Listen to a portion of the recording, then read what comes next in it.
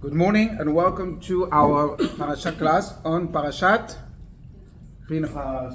The door closed. Do you mind just quickly, just so that you're not.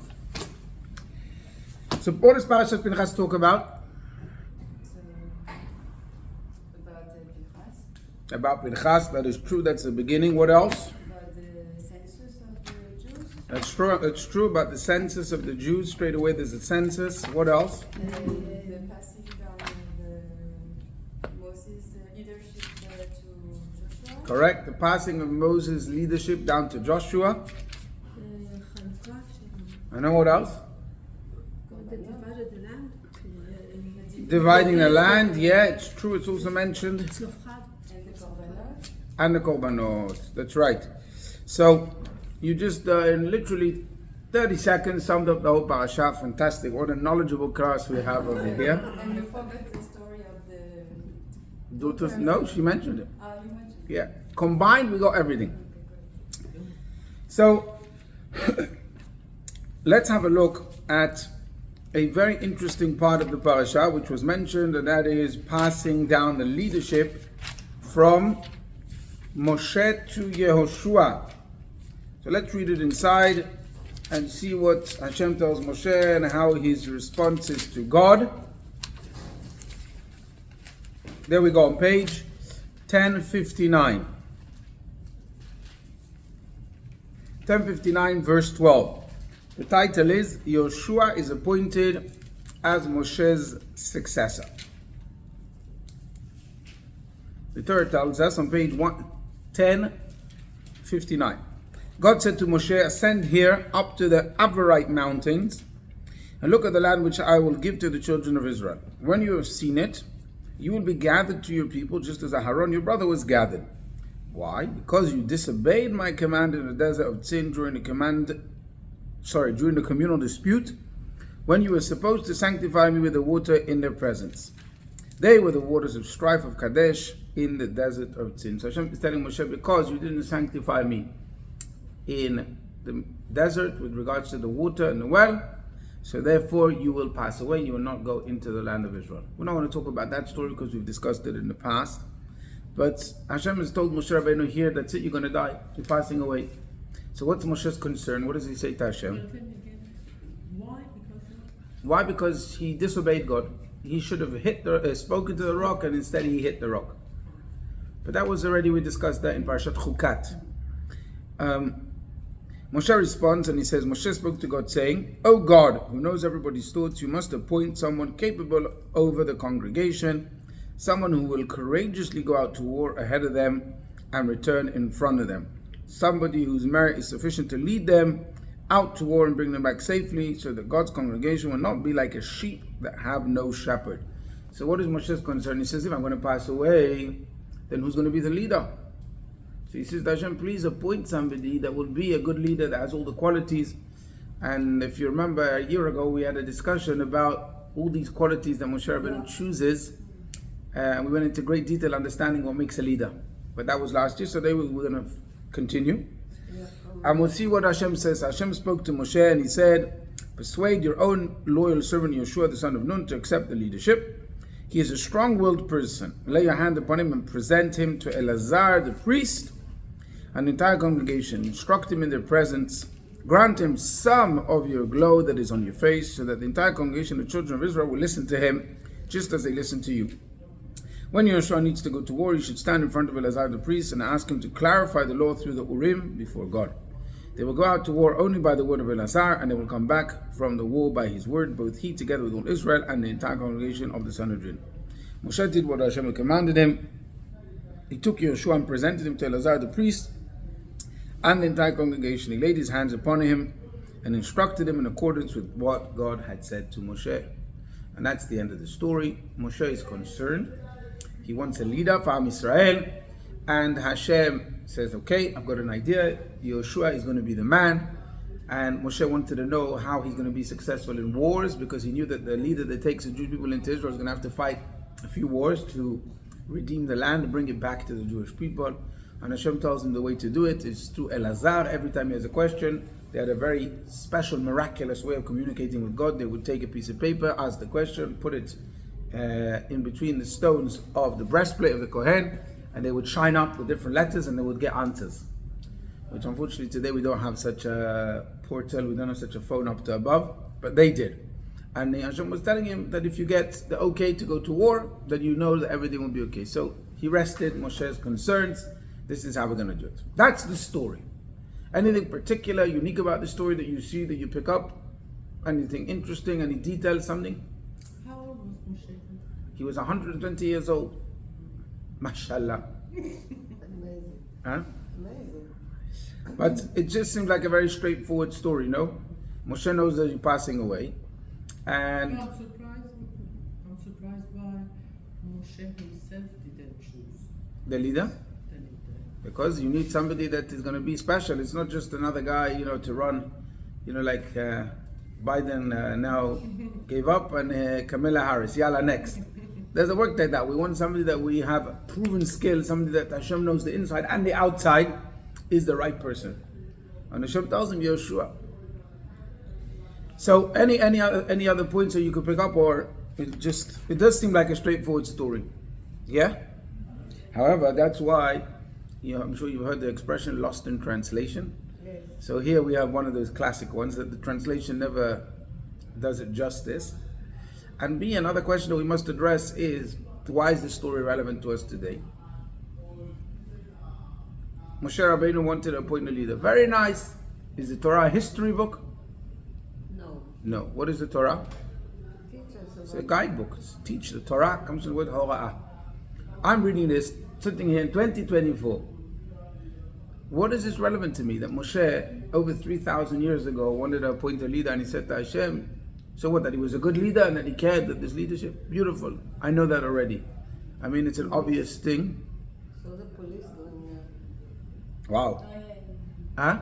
They're going to the Gan. to the But summer. what is irrelevant? We all know that we need leaders. Is that something that you need? Is this story teaching us? Moshe passed away. Yeah, Moshe passed away. So he appointed a leader. Wow, had the Torah not told me this story, I would have thought that when a leader passes away, you don't need a leader. You do it, but today the people choose the leader. I understand, but what's this teaching us? That Moshe chose a leader. Moshe didn't choose. He said to Hashem, help me choose a leader. So today we have a different system. But what's it coming to teach me? But this leader is different from our leaders now and different from Moshe. That's what needs to teach me. We know that. You really thought that Bibi is like Aaron Cohen?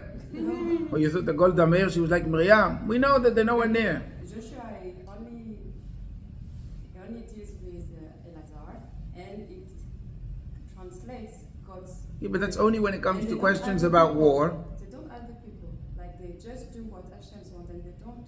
But we know that already all along. What? We didn't learn only, you've been studying the parasha for the last few years. Because sometimes Moshe would listen to the people and He would speak to Hashem. Every time need to speak to Hashem. Okay, so we know that leaders need to consult what the Torah says and follow God's order. It's obvious. You can't have a whole episode, a whole bunch of a story in the Torah just to tell me that you need to lead to Hashem. We know we need to listen to Hashem. What is adding that we wouldn't know had this story not been? We would be missing something very important. And what's the lesson to us? When we study Torah, we must never just study as something that happened once upon a time. It's not a history book. It's not telling us this happened, that happened here. No. If it hasn't got a direct teaching, it won't be mentioned in the Torah. It might be mentioned in the Midrash. It might be mentioned in the Gemara. You have other sources and books which fill us in all the details. Amazing. History books, we have plenty. The Torah is not a history book. Therefore, what is the instruction? I want to know how to apply this today. Aujourd'hui. So, let's try and unpack. So, as I said, as I mentioned, Lost in Translation is a very classic one over here. Because the first words of the Pasuk, this whole story, verse 15, on page 1058, let's read the Hebrew a second, because English doesn't help us. In English it says, Moshe spoke to God saying. And here it says like this, Vaydaber Moshe el Hashem lemor. How do we translate that? Moshe, Vaydaber, what does Vaydaber mean? Vaydaber, speak. Moshe el Hashem, Moshe spoke to Hashem, lemor. What is lemor? To say. And then he says, may God appoint a leader. What do we see anything about this verse 15? Vaydaber Moshe el Hashem lemor. Anything peculiar, strange? Two times speak and say. Speak and say. What is the difference between speak and say? So you're saying 2 times. What does it mean? You see, what does the word lemor mean? Many times we have in the Torah, it says, Vaydaber Hashem el Moshe lemor. God spoke to Moshe, and then it uses the word lemor. What is lemor? That's the thing that's coming up. No, this is what you need to pass on. Moshe was a prophet. God spoke to Moshe, and then he had to communicate what God had spoken to him to the people. So it makes sense. God spoke to Moshe to say, to tell the people. So by the Ber Hashem and Moshe lemor.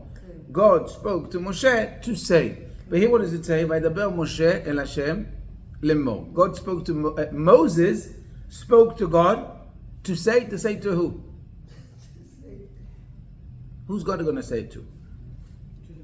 To himself. That's what it means. God needs to say it to himself. No. He could have just said, Vayedaber Moshe el Hashem.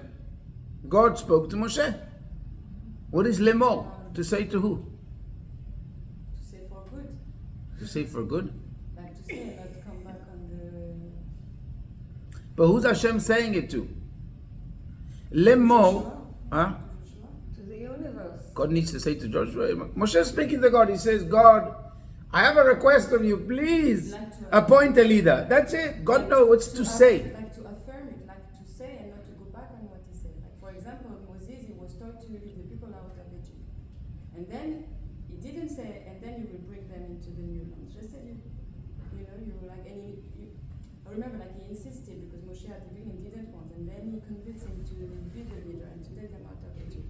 And then Moshe thought he would also lead them to the new land. But because of what he did, he couldn't. So it's not like maybe Moshe thinks he might go back on his word and say, you did that, so now you are not allowed to go to the new land. But he wants Joshua to lead the people and go into the new land. So he said, like, affirm that now you choose this one and you will not do as you did. Wow, to you me. packed a lot of stuff in one word. Yeah. It's not okay. Like, So in the word lemor means you're saying that Yeshua should be able to take them into the land of Israel, and God shouldn't go back on Yeshua being the leader. So he would use a word of to be, to happen, to make sure. To lemor is to say. Okay. Is it to say back to Moshe? So what is he saying? God, yeah, say back. Tell Yeah. me what I need to do. So sometimes we don't. That is true. That is the simple meaning. So the simple meaning is that God is saying to Hashem, Moshe is saying to Hashem, please appoint somebody and then tell me an answer, yes or no, will you do it? That is true, 100%. But why does he have to? The question is, isn't that obvious that when Moshe is talking to God, that he expects him to answer him? The word seems a bit superfluous and redundant. You're right, that is the simple meaning. When we have a concept which is called pshat. Pshat means you just did it. So he's saying to Hashem, please answer me. But obviously Moshe, when he says to God, please appoint somebody, he's having a conversation. He's expecting Hashem to respond. All throughout the Torah, when Moshe speaks to God, and he's asking for some things, it doesn't say, Lemor, please respond. It's obvious God is going to respond. Is it related to then him telling him to pass some of his light? But how does it fit in the words to say? Anyway, that's one question. Another question. What's another question? This is what we're here for today. Maybe it's not written by Moshe. It is. It's the same verses. The whole Torah is no different. But what is the first word? Vayedaber. What is Vayedaber? Diber. Huh? What does the word Vayedaber mean? To speak. Is there any difference between Vayedaber and Vayomer? What's the difference between Vayomer and Vayedaber? Any difference? Vayomer to call and speak. So that's what he's saying. In translation, we lose it. In English, it just says to say, to speak. Is there a difference between to say and to speak in English? Speak is with more conviction. Speak is more conviction? I say something and when you speak, it's like you're more, no? Maybe, 100%. It's true. Things like Hmm? the vow, from the word of vow. From the word of vow, so. Okay, so let's try and understand, where do we see the difference between Vayomer and Vayidaber? You know how many times we have the verse in the Torah, Vayidaber Hashem and Moshe lemor? Okay. It's the most frequent verse in the entire Torah. There's no other verse that repeats itself like this. How many times it says Vayidaber Hashem el Moshe lemor? God spoke to Moshe. 175 times. How many times is Vayidaber Moshe el Hashem? Again, God spoke to Moses, Vayidaber Hashem el Moshe 175 times. How many times the other way around? Vayidaber Moshe el Hashem? One. This is the only time in the entire Torah that Moshe spoke to Hashem with the word Vayidaber. Every other time when it says that Moshe spoke to God, it says Vayomer Moshe el Hashem. When it says that Moshe spoke to Hashem, he uses the word Vayomer. And this is the only time that he uses the word Vayedaber. So, is that random, or is that there is a reason? Must be a reason. What is the reason? What is the difference? We're going to understand the difference, and then we're going to make the question even stronger. So, for example, right after the next section here in the Torah, we said, and you correctly said, that the Torah talks about the communal offerings and the Chagim.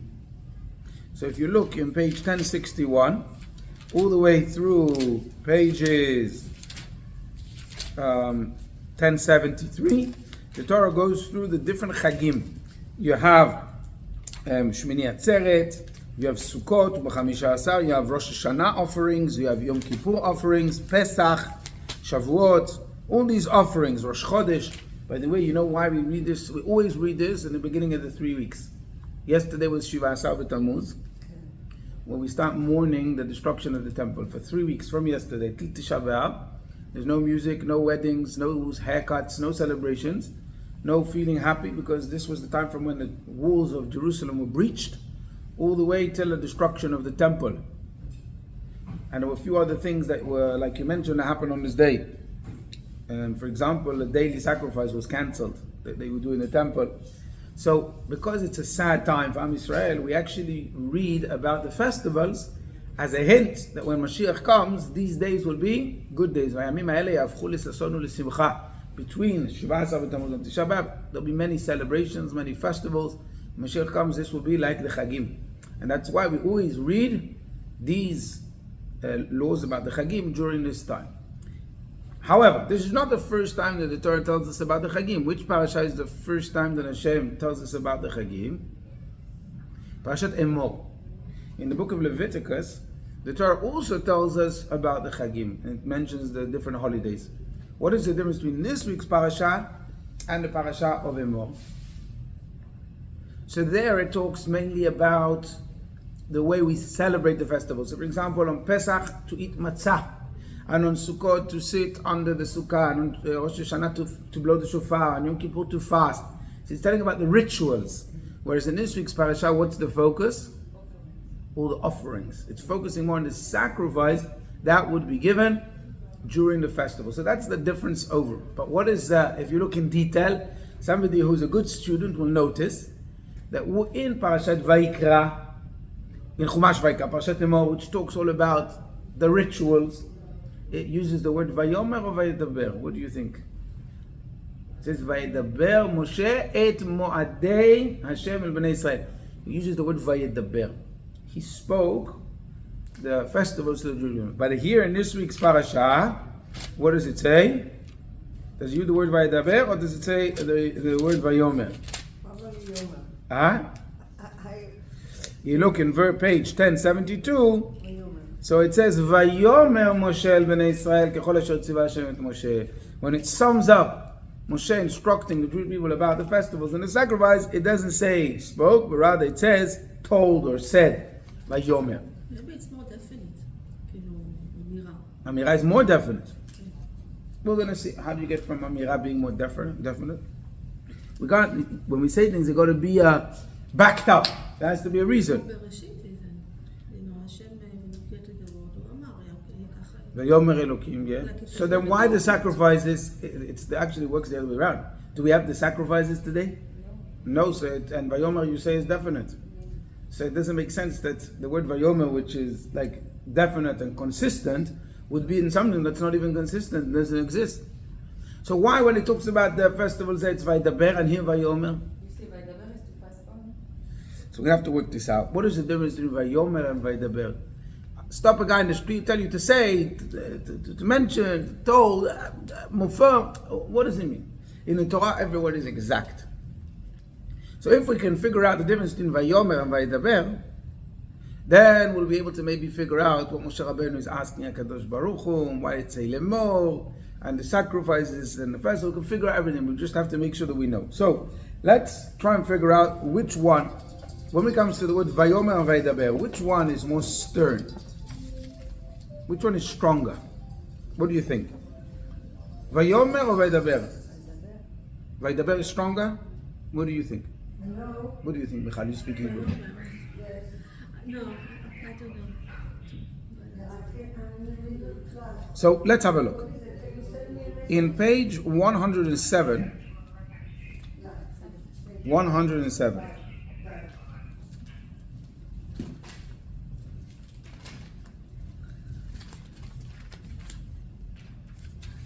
Also page 105, we maybe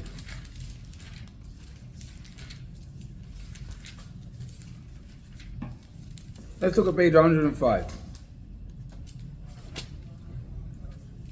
105, the description it's from Parashat Vayera, where the angels are coming to destroy Sodom.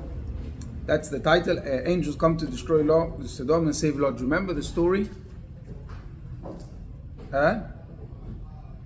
So if you look, it says like this: two angels came to Sodom in the evening, and Lot was appointed judge, and he was sitting at the gate of Sodom. Lot saw them, he went to greet them and prostrated himself, face to the ground. He said, "Look, my lords, please go inconspicuously to your servant's house, stay overnight, wash your feet, and can you get up early on your way?" So is he, what do you understand when it says over here that he spoke to the angels? Is he pleading? Is he speaking softly? Or is he speaking sternly and harshly? Pleading. When you're pleading, do you speak softly or do you speak harsh?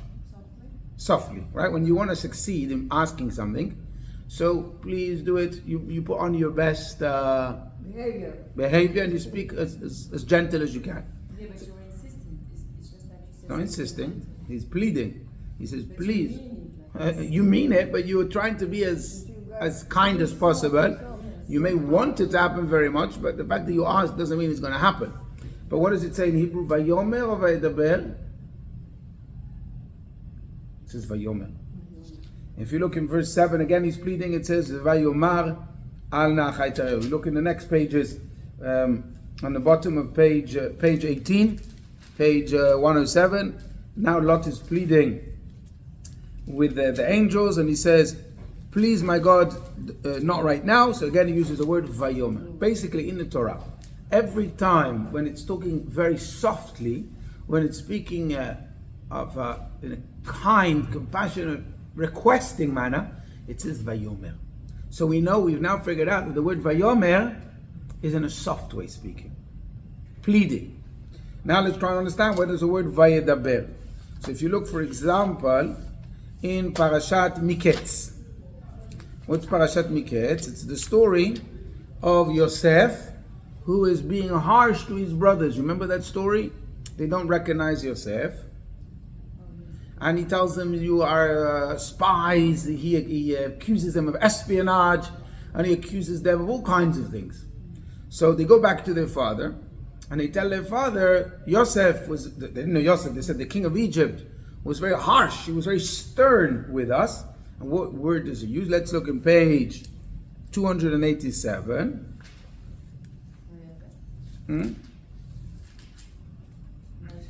Under the title, Yaakov refuses to send Binyamin. So it says, they came to Yaakov the father in the land of Canaan, and they told him everything that had happened to them. They said, "The man, the chief of the land, spoke to us harshly." And what is the word in Hebrew? What does it say?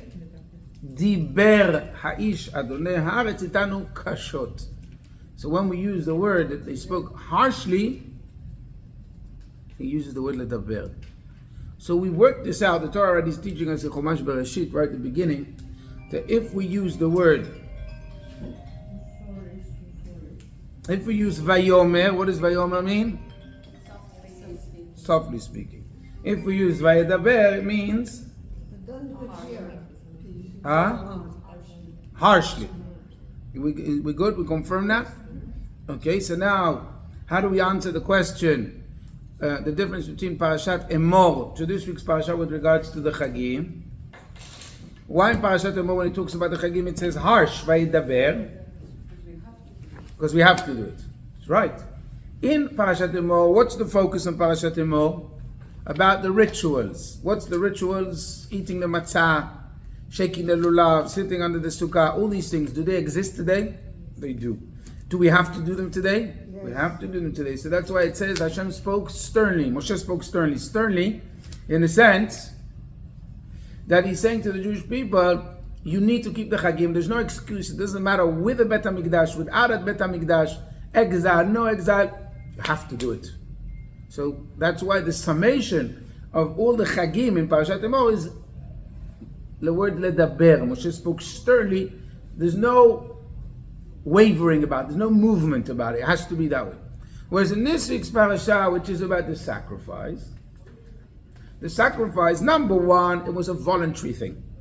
Bringing a sacrifice is not like having to eat matzah. A matzah, everyone has to eat a matzah. Sacrifice depends on your means. It depends on what you have. Not only that, today, can we bring sacrifices? No. We can't. So therefore, it's softly spoken. What it is, it's please make an effort. Make an effort when you can, when it's allowed to contribute and to bring. And when it's not allowed, like today that we don't have the temple, I can't say you have to do it because you don't have a temple, but find a way to maybe sacrifice certain things on the Chagim that they will be as alike as you bringing the sacrifices in those days. So it means maybe on the festival sacrificing, going on a holiday to a place where you won't not be able to perform things in the right way. It means sacrificing your time so you can come to synagogue on the Chagim. Sacrificing your comfort to make the Chagim a bit better. So therefore, when it comes to asking someone to sacrifice, we use a gentle term. Does that make sense? Yeah, but when it comes to what you have to do, it uses the word vayedaber. So that addresses our question about the Parashat. Makes sense. But what about, but I said that the tefillah is connected to korbanot. Yeah. And you have to do it. It's No. not like you can choose, okay, today I don't want to do it. The something tefillah else. is made by the rabbis. We're talking what the Torah says. Okay. So, And so when he says like the two words, so by the ben and the more, so is it two nuance? is it two? That brings us back to that question. I asked you a question before about Lemor. Remember when Moshe speaks to Hashem and he says, I want to appoint a leader, you should appoint a leader. So we only ask why it says Lemor. But let's look at the first word, Vayedaber. What does the word Vayedaber mean? Sternly, stiff. Moshe spoke to Hashem sternly? Why? Because it must be done. Must be done. There has to be a leader. Has to be. Why does this have to be done more than all the other times that Moshe Rabbeinu spoke to Hashem? Because Someone someone has to lead. has to lead. Is this the biggest request that Moshe ever asked God? Somebody, When the Jewish people were going to be annihilated after the sin of the golden calf, did Moshe plead with God to save them? Yes. Of course he did. Does he use Vayedaber or Vayomer? No, because Vayomer. softly because he won, you know. So there he wants, he speaks softly, and he doesn't want. He also wants. There, he needed to save the Jewish people. You know, you talk about someone has to lead. If there's no people existing, there's no need for a leader either. So what's more important, that we should exist or that we should have a leader? Exist. So when he's fighting for our existence, that we shouldn't be annihilated, he uses the word Vayomer. There he speaks softly. Because when a man, who, no matter how important the cause is speaking to God, you speak softly. You can't speak sternly to God. It doesn't work that way. However, suddenly here, he's speaking sternly. And you know what? If Hashem would have said to Moshe, no, listen, I'm sorry, I can't appoint a leader. And Moshe would have said, yeah, but it's very important. God said no. And we've had a few times when Moshe Rabbeinu is having a back and forth with God. So for example, when Hashem tells him to go and take the Jewish people out of Egypt, he's arguing. Or when Hashem is asking, Moshe is asking Hashem to enter the land of Israel, God says to him no. And he asks again, God says no. Apparently 515 times, Moshe is having this dialogue with God about going into the land of Israel, and God says no, no, no, no. And eventually Hashem says to him, enough. People are going to say you're such a stubborn person that you don't let go. So if Hashem would have said to Moshe, no, I can understand. Eventually Moshe, he says, you know what, this is so important, Vayedaber Moshe. Had this come after a long argument, back and forth, maybe even then I wouldn't understand some kind of justification why it says Vaydaber. But straightforward, Moshe says, can we have a leader? What does God say? Sure, my friend. Yoshua is going to be the leader. So there was no big argument. It wasn't something like a massive request. It was a simple thing. He could have just said, what would have happened if he said, Vayomer Hashem Moshe Hashem. Moshe spoke to Hashem. Appoint a leader. It's a very normal request, by the way. It's not a normal thing. He says, don't leave them as a nation without a shepherd. Because he was a shepherd. He was a shepherd. Our rabbis tell us, Rashi, for example, he says, this shows us about the greatness of Moshe. Whereas other leaders, before they leave, before they die, all they care about is their legacy. I want to know that there should be a George Bush library. You know, what's going to be on my name? I want it to be a center, you know, the Ronald Reagan Center. All these things, these presidents, all they care about is, in Hebrew, we call it moreshet. My heritage. They care about themselves, and all the decisions they make is about themselves. Moshe, on the other hand, he was a true leader. Before he passes away, he's not concerned about which buildings are being named after him, what's going to be the heritage. But rather, one thing is concerning him, the people. So Rashi tells us, you see what a Jewish leader is, how he's concerned, and that's his focus. Beautiful. That shows us a lot about leadership. It shows what true leadership is, to be concerned about the people, not about yourself. Okay? But there's many other times when Moshe Rabbeinu is concerned with the people, and he tells Hashem, if you don't forgive them with the sin of the golden calf, erase me from your book. Right? Remember how concerned he was? So he was concerned, beautiful. Still he can say Vayomer. But why Vaydaber? Because then they sinned. So Hashem had there were times when they sinned and he requests for things. There were times that they needed food and water. They needed water. So Moshe spoke to Hashem. He said, please give them water. So they didn't have water, they would die. It's important. It still says Vayomer. And remember, this is Moshe conversed with God many times in the entire Torah. It only uses the word Vaydaber, Moshe El Hashem Lemor, once. If it's like you're saying, you need that, so it would say 10 times, 5 times, in this case, that case. This is the only time in the whole Torah. So why? You see? we need to learn in detail. So many times people they just skim this. You know, you could read this your whole life. So many people, they could read this back, you know, by the they're just and he said, forgetting that, you know, it's just how nuanced the Torah, how detailed the Torah, how many layers in the Torah, how packed the Torah is. And that's what you find something so beautiful about the Torah. Because it's the only book that you will see that a child, a student in university, a scholar, an elderly scholar, an accomplished scholar are all learning the same verse.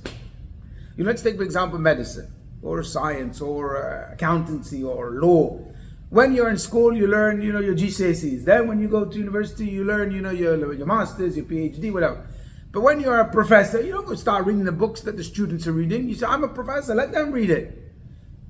Right? And if you're especially a dean of a university, whatever, you're not going to start reading some here, whether you're 5 years old in class, Kita Aleph, or your biggest rabbi, you're in your 90s, you're reading like the Ber, Hashem, and Moshe Lemor. The 5-year-old, he reads simple, God spoke to him, they're reading the story. The student is already reading what's the message behind it.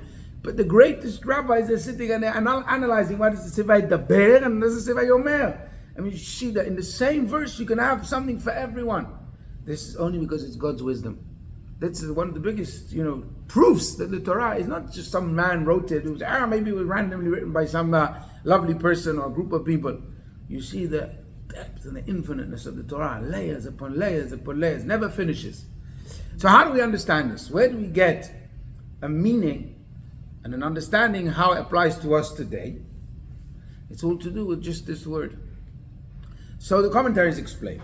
Well, it was a very great rabbi, and he was called the Baal HaTurim, Rabbi Yaakov Baal HaTurim. He was the son of the Rosh, and he lived 600-700 years ago. He lived in Spain, I believe, and he wrote one of the books. It was called the Tur, which is the Tur Shulchan Aruch. It's all about the code of Jewish law, which is studied till today, hundreds of years later. But he also wrote a book, a commentary on the Torah. It's called Baal HaTurim, and it's a very, very beautiful book. And he was an expert in actually finding the uniquenesses in the Torah, where words are used different. Many times he would find also the numerical value, which is another depth, you know, because there's numbers. Each letter is a number. and there's acronyms, and there's gaps every time the word position is we're only scraping the surface. Anyway, so when you study the Balaturim on the parasha, you discover a lot of depth. You discover a lot of things that normally when you study you would never see them. So the explanation that we're going to share today comes from him, the basis of it. And he says like this. He says, Moshe said to Hashem, how many times this is the words he uses. He says, you mentioned to me many, many times Vaydaber. As we said, 175 times it says Vaydaber Hashem Moshe. I want to say one time to you Vaydaber.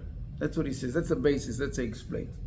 So on the surface it means that Moshe was saying, you asked me sternly for many things, all the mitzvot. The one thing that I want to ask you sternly, I want to make sure that you appoint a leader. But it doesn't, that's what he says, but it needs a bit of clarification. And the masters of Chassidut, who lived much later, they actually took this verse and explained it, what the Balaturim actually means. And they explained as follows. You see, when we speak about the difference between Vayomer and Vaydaber, we explained that Vayomer is very softly spoken, and Vaydaber is sternly speaking. Normally, what is the difference between sternly speaking and softly speaking? Just on a simple level, what is the difference between the two? When do you speak softly? When do you speak sternly? As we said, when you want something. So that's the only difference. When you want something to happen, when you want something to happen, you speak softly. Sometimes you have a boss, that he wants to know everyone, and he speaks sternly. This is the way it is. Take it or leave it. You don't like it, go home. When Hashem tells us about the Torah and the mitzvot, it's always Vaydaber Hashem and Moshe. Although Hashem wants us to do it, He speaks to us. He says, "This is the way it is. This is the truth." Boom, and He tells us, insisting. Angry. So I'll tell you, the difference in Vaydaber and Vayomer is like this. God, when He speaks to us, He tells us the way things are. Vaydaber Hashem and Moshe lemor. God spoke to Moshe, said, "Do this mitzvah, do that." Why? Because God is actually telling us the truth. It's a very simple thing. It's like, for example, a person, let's say he goes to the doctor and he smokes. The doctor tells him, listen, if you continue smoking, you're going to die. It's as simple as that. The smoke in your lungs you won't be able to breathe. Or let's say a person goes to a dietitian and he says, I've got diabetes or whatever. And the dietitian says, look, if you're going to have sugar, you're going to die. Simple. It's stern words. This would be the term of Vayedaber. Why is it Vaydaber? Because I'm telling you the way it is. It's not necessarily tough. It's just the fact. It's like, for example, if a guy goes to a washing machine man who fixes the washing machine, and he says to Madonna, it's not working. And he says, listen, it's simple. This one holds 5 kilos. If you're going to put 10 kilos of clothes inside, it's not going to work. That would be Vaydaber. This is the fact. There's no two ways about it. I'm not going to be softly spoken and say, look, maybe, put 8.5 kilos. Or the dietitian say, maybe I have a little bit of sugar. Let's talk about this. It's nothing to talk about. This is the fact. This is the way it is. Do you understand? There's no softly spoken. Let's say, for example, you come, the electrician tells you, in your house, there is open wires. If you're going to touch it, you're going to be electrocuted. There's no place for the electrician to be soft about it. Let me tell you, maybe if I be nice about it, you will be electrocuted. If I won't, then you won't. This is the facts. It's the hard facts of life. Do you understand? That they're unchangeable, unavoidable. Hashem is also, when He tells us the Torah, He says, invite the bear. Not because He's being stern, tough, or harsh with us. He's telling us this is a simple thing. If you eat milk and meat, it's bad for your soul. If you don't mix together, if you don't, it's good for your soul. So I'm telling you, if you keep Shabbat, it's good for you. You'll be healthy spiritually. This is it. He lays out the commandments. He's saying, I am the engineer of this world. I engineered the entire world. I engineered your bodies, your soul. I'm giving you the inner works, just like the mechanics of the machine is telling you, like the dietitian is telling you. You say to the dietitian, but what are you talking about? Look, I don't see any diabetes. Show me the diabetes. Can you show it? No, I'm telling you, this is the way it is. I can't show you, but this is it. And if you eat sugar, it's not going to work. Right or wrong? Yes. Same thing Hashem is telling us. All the mitzvot, Hashem lays the facts on the ground. This is how it is. That's why He uses the word Vaydaber. Most of the mitzvot that God communicates to Moshe Rabbeinu is in Vaydaber. When it says that it's saying it sternly, it's not in the sense that it's sternly, you better do this mitzvot or else I'm going to kill you. Or you better, listen to me. If you disobey me, halas. No. What is it trying to say? It's saying it's laying the facts. God is truth. What is the seal of God? Truth. So when you say the truth, when you say the facts as they are without being apologetic about it, You use the word Vaidaber. Do you understand? That makes sense? But so many times Hashem says to Moshe, Vaidaber Hashem el Moshe lemor. Why doesn't Hashem say to Moshe, Vaidaber Hashem el Moshe ledaber? Why does Hashem tells it to Moshe as it is? But his instruction to Moshe is that he should pass it on to the Jewish people in a soft manner. What does it mean in a soft manner? Yes, 100% is the truth, but find a way to explain to them that they'll buy into it, that they'll appreciate it. It's like, for example, I can take my child to a dietitian or to a nutritionist or to a doctor, and the doctor says, you got to tell your child, but the child doesn't understand. You tell him, all the other kids can have and he can't have. So I'll find a way as a parent to say, all the other kids can have sweets, but for you it's not good. But don't worry, I'll find you an alternative. We soften the blow. Yeah.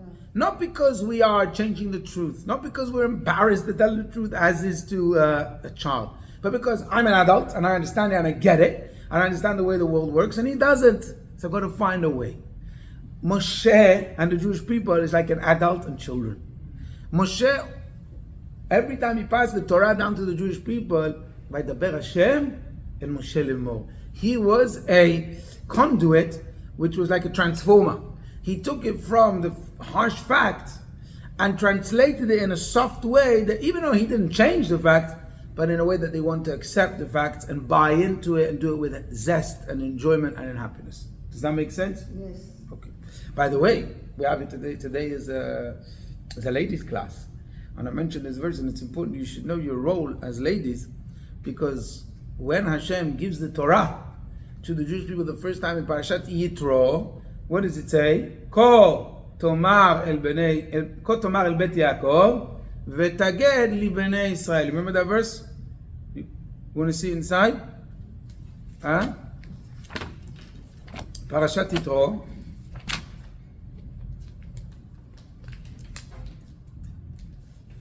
Look at page 466. 467 in English. It says,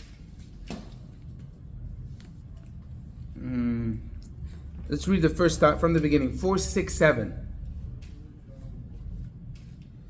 Moshe ascended to God. God called him from the mountain, saying, you should say the following to the house of Yaakov and tell the same thing to the sons of Israel. So in the brackets here they actually say soft, harsh, etc. But in Hebrew, you have kotomar lebet Yaakov. Who is Bet Yaakov? The women. V'taged lagid, which is the same as ledabar libnei Israel. So when it comes to the women, it speaks softly. When it comes to the men, it speaks harshly. Why? And why is the women before the men?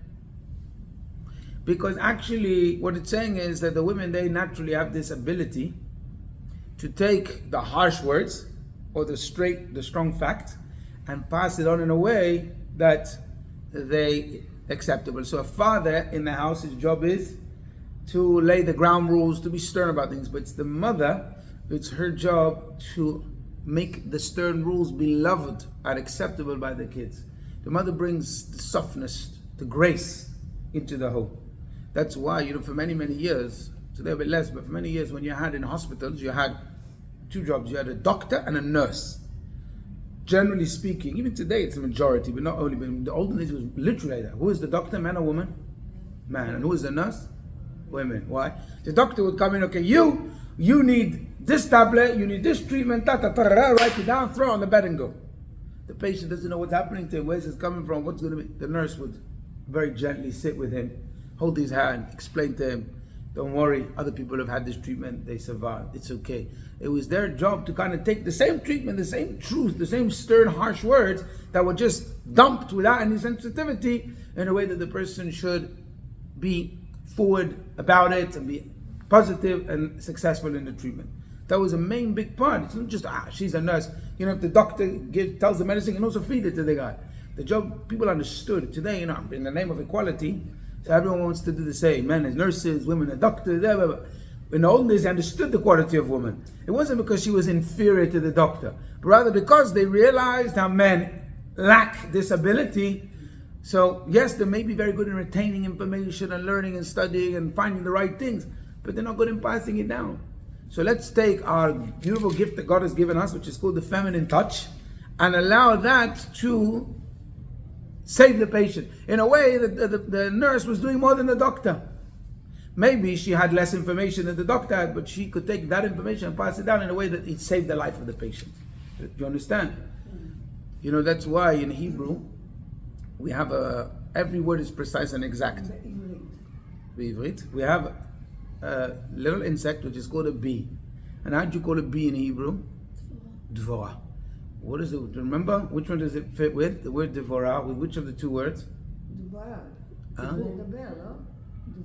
Dvorah is the same word as ledaber, not lemor. Why?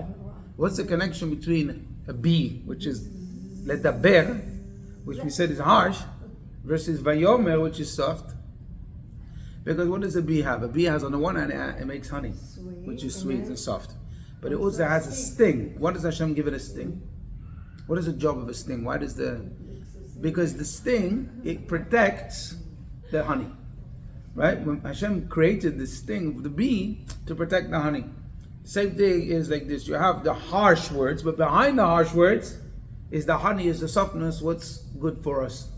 And the idea is really to be able to remove the sting in order to get to the honey. That is the job of the women, that they, instead of ledaber, which is the harsh part, it's vayomer. Remove the sting and find the honey and bring out the money, excavate it, the honey, that it should be acceptable, palatable. Do you understand? So that's really the idea of vayidaber versus vayomer. Okay, so now we understand all the times when it says vayidaber Hashem and Moshe lemor. God spoke harshly, sternly, truthfully to Moshe, and then he passed it on softly. What does this week's parasha say? It says vayidaber Moshe el Hashem lemor. We said, why is Moshe using the word vayidaber sternly to Hashem? And why lemor? Lemor to who? No, we misunderstood the whole verse. Moshe, being a true leader, someone who's concerned about Am Israel, he knows what's his job been up until now?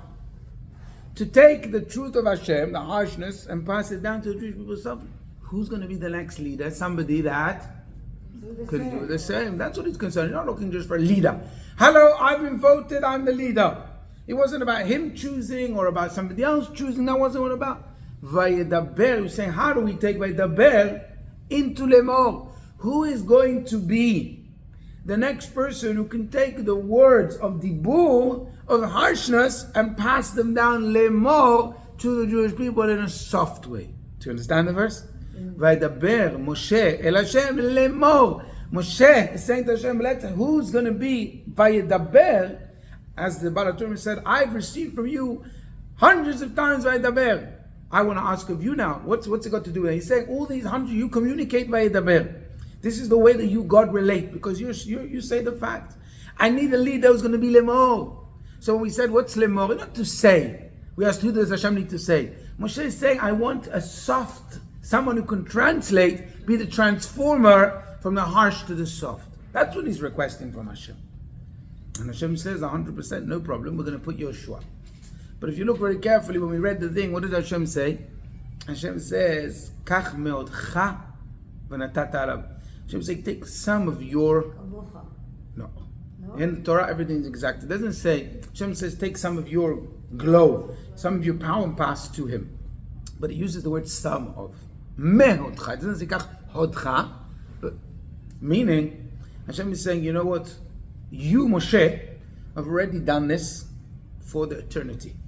He's already done the job. He's taken the Torah, which is Hashem only gave the Torah once. He gave us the rules, the teachings, the guidance for the rest of our life. So majority of it is already done. There's going to be very, very few needs in history to take Vayedaber and turn it into Vayomer. So therefore, yes, Yeshua needs that ability to answer, but only a little bit. So this ability that you, Moshe, have in taking the stern facts and passing them down in a softer demeanor, you need to pass Yeshua, but only a percentage. Indeed, fascinatingly, if you look at the book of Yeshua, where Hashem converses, if we use the word, communicates with Yeshua, how many times does it say, Vayedaber Hashem el Yeshua? If I remember, two comes to my mind straight away, I think three. Two, maybe three times. All the other times it's Vayomer. Because it was no longer a need. And then later on, if you look at all the other prophets, it's always Vayomer, never again Vaydaber. You look at the entire Tanakh, Yeshua, Shoftim, no more Vaydaber. Because there wasn't somebody who had that capacity to take Vaydaber and translate into Vayomer.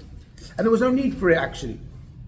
So Yeshua had to do it very, very few times, and therefore he got that quality from Moshe a little bit. So really what Hashem is answering Moshe is saying, yeah, we'll pass, we'll find, you'll give this to Yeshua, but only a little bit. He doesn't really need that much, because the world is not necessary. Once Moshe's done that job, the world is capable of doing it anyway, regardless, and there's no need, because what I, Hashem, have given as is Vaydaber has already all been translated into Vayomer. Do you understand? So we ask the question, what is this relevant to us today? It's very relevant. It's teaching us a simple thing. You read this and you understand the need of Moshe, what he's requesting from God, what Hashem is answering. It teaches us, the Torah doesn't only teach us how to put tefillin and how to light Shabbat candles. The Torah is also teaching us how to communicate. This is a simple lesson in communication. In English, we have an expression which is called truth dumping. You ever heard that expression? What it means is, so many times people say, but what are you upset what I said? I told him the truth. So because you told them the truth, it's okay to dump the truth. You say to somebody, you're fat. It's the truth. Yeah, maybe they may be fat, but that doesn't mean that because that you can tell that to them. And even if there's something you need to tell them because you're concerned, you can find a way to take it from Vaydaber to Vayomer. As a wife, you can turn to your husband and tell him things, and you want him to be a better person, to, stand up to his responsibilities and do all things. You can tell him the facts as they are, but you're going to get nowhere. You're going to hit a brick wall. Why? Because you're using too much Vaydaber. And you may say, but what? Did I tell him anything that's not true? No, you told him everything's 100% true. But it was the way you said it. It was the words that you used. It could be the other way around too. A husband to wife. Parents to kids. So many times parents don't understand that. I tell my kid 1,000 times, he doesn't listen to me. You know why? Because everything is Vaydaber. There's no Vayomer in your communication. Employer to employees. What? I'm his boss, I tell him and that's it. It should be enough. No. If you want to just say, I told him the truth and I dumped it on him, then maybe it's enough. But if you want to have an achievement, if you want to have an everlasting effect, then your job is not to just win the argument. Your job is not just to give him the information, but your job is to be a translator. The job is to take from Vaydaber to Vayomer. And that's what the Torah is teaching us. This is so important. Moshe Rabbeinu, he was an unbelievable person because he was able to translate from Hashem to us, and he did a good job. Look, the proof is that over 3,000 years later, we're still buying into it. We're still, steadfast, attached to the Torah, to mitzvot. Look, no matter how much we've been persecuted. Why? Because Moshe was able to do that. But nonetheless, we don't have such a big job. We don't have a tall order, but we do have the order to take Vaydaber in our world and make it into Vayomer, which is a very important instruction, very important to us on our daily lives. And that's why in this week's parasha, when it talks about the sacrifices, it says Vayomer. Because we all, remember we said because we all have a call to sacrifice. Sacrifice doesn't only necessarily mean taking the cow or the cow or the lamb or whatever it was in sacrifice. Sacrifice exists today. How? When we sacrifice things, we sacrifice our comfort, we sacrifice our wants and our needs, we sacrifice our temptations, we sacrifice the Yetzer Hara for Hashem. The way to succeed, our time, 100%. The way to succeed is Vayomer. To find a way to talk softly to ourselves, to find a rationale to ourselves, to people. When you want somebody to make a sacrifice, use the word Vayomer. If you're going to do Vaydaber, the sacrifice is never going to work. Important message. Very beautiful. Chazak u'baruch. I wish you all